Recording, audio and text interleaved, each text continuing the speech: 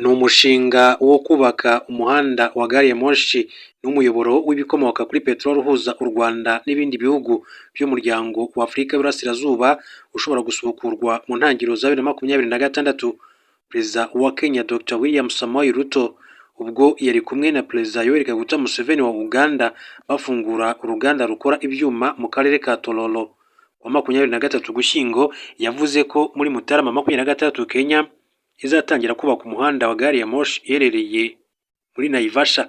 Yagize ati bwana Perezida, muri Mutarama tuzatangira imirimo yo kongera umuhanda wa gari ya moshi uve muri Naivasha ukomereze i Kampala uhure n'umuyoboro wa peteroli uva Maraba ukomereza Kampala ukomereze muri Repubulika ya Demokarasi ya Kongo.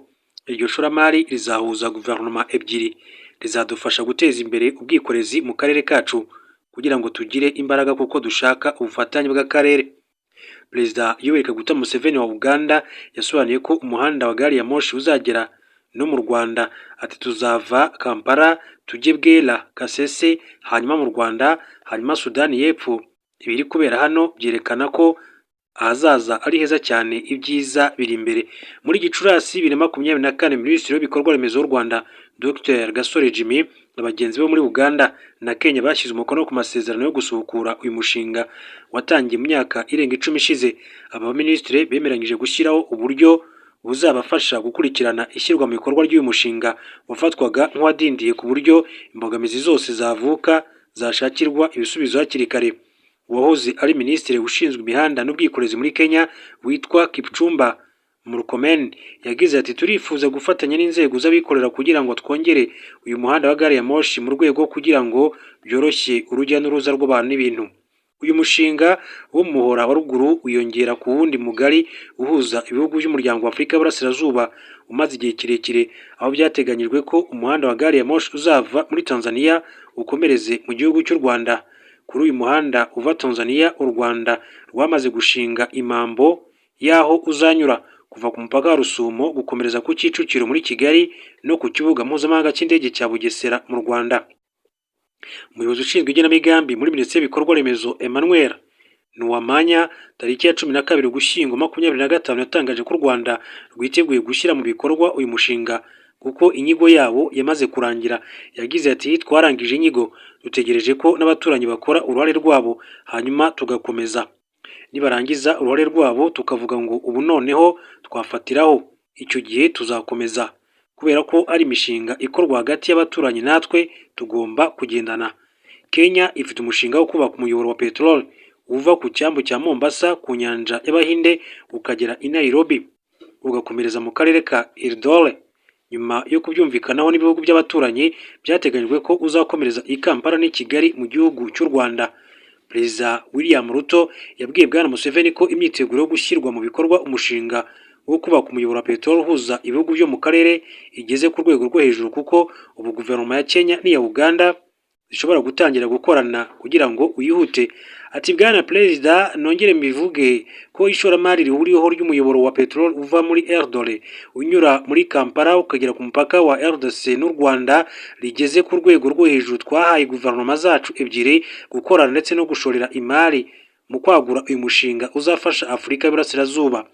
Guverinoma ya Uganda yashimiye Perezida William Ruto wa Kenya kuba Kenya yaratekereje ku kwagurira umushinga wo kubaka umuyoboro wa peteroli mu bihugu byo mu karere, igaragaza ko ibi bijyanye n'icyerekezo cy'umuryango wa Afurika y'Iburasirazuba cyo gukorana mu rwego rw'ubucuruzi.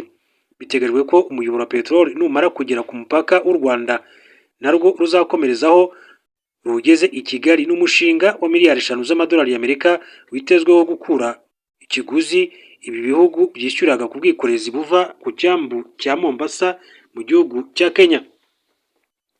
Duce mu gihugu cya Tanzania, mbabwire ko umuryango washinzwe na Thabo Mbeki wayoboye Afurika y'Epfo kuva mu mwaka wa 1999 kugeza muri 2008.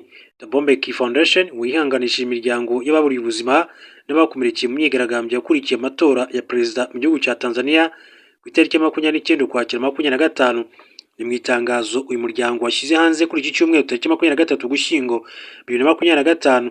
Muri iryo tangazo, umuyobozi mukuru w'inama y'ubutegetsi n'inteko yose ya Thabo Mbeki Foundation bihanganishije imiryango yose yabuze ababo mu gihe cy'imyigaragambyo yabaye muri icyo gihugu nyuma y'amatora. Iryo tangazo rigira riti turihanganisha imiryango yose yaburiye ababo mu myigaragambyo yabaye nyuma y'amatora, tunasabira kandi abakomeretse gukira vuba. Uyu muryango wakomeje uvuga ko nyuma y'imyigaragambyo yabaye, indorerezi zitandukanye zirimo iz'umuryango wa Afurika yunze ubumwe African Union zatangaje ko amatora yabaye muri Tanzania atakurikije amahame ya demokarasi ya SADC ndetse na African Union n'amahame mpuzamahanga ajyanye n'ubwisanzure mu matora. Indorerezi za SADC na AU zavuze ko ibyavuye mu matora ya perezida n'abagize inteko ishinga amategeko byatangajwe na komisiyo y'igihugu y'amatora INEC birimo gukoresha imbaraga n'uburiganya, kandi ko amatora yakozwe mu buryo butari bwo bigatuma ubwisanzure bw'abatora buba buke. Thabo Mbeki Foundation yatangaje kandi ko ibyo bikomeje gutera impungenge bitewe n'urugomo rukorerwa abatavuga rumwe na CCM cyangwa se Chama cha Mapinduzi, ishyaka riri ku butegetsi, harimo gushimutwa no kwicwa. Uyu muryango ugaragaza ko amakimbirane ari muri Tanzania yakemuka binyuze mu nzira y'ibiganiro by'igihugu, bakarebera hamwe ibitaragenze neza n'icyakorwa kugira ngo igihugu gisubire ku murongo. Ugira uti tubisabye tubikuye ku mutima, twizeye ko ari bwo buryo bwonyine bushobora gufasha sosiyete kwishyura hamwe mu ntego zisangiwe z'ubutabera, gutera imbere ndetse no kwishyira hamwe kw'igihugu muri rusange.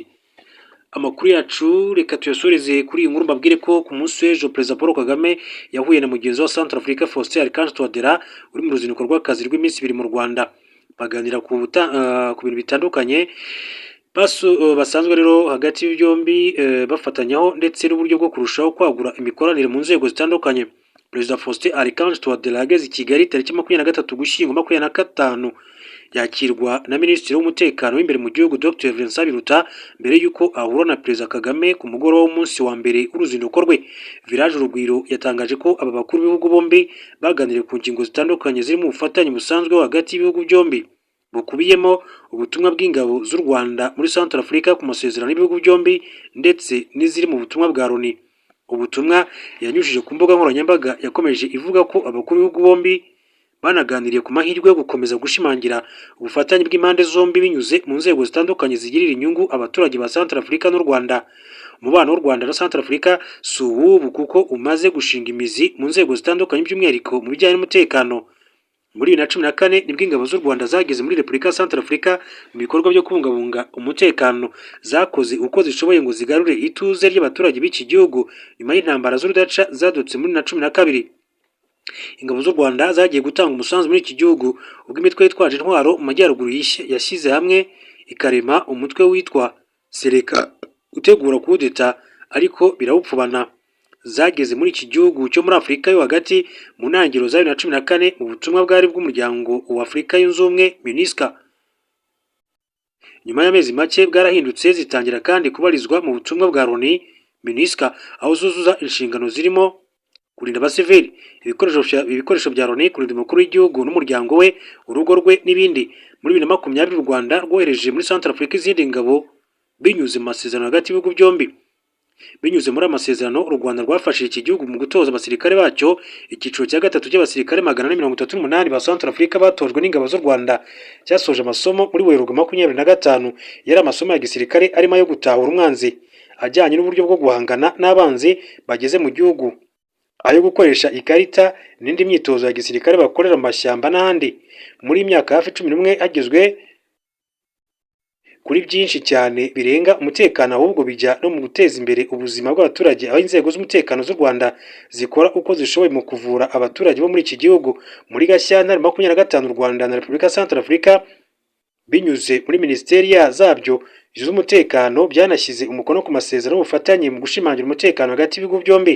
Perezida wa Centrafrique Faustin Archange Touadera asuye u Rwanda mu gihe habura iminsi mike ngo igihugu cyabo kijye mu matora y'umukuru w'igihugu ateganyijwe mu Ukuboza 2025. Muri Nyakanga 2025 Faustin Archange Touadera yatangaje ko aziyamamariza kongera kuyobora iki gihugu cya Centrafrique.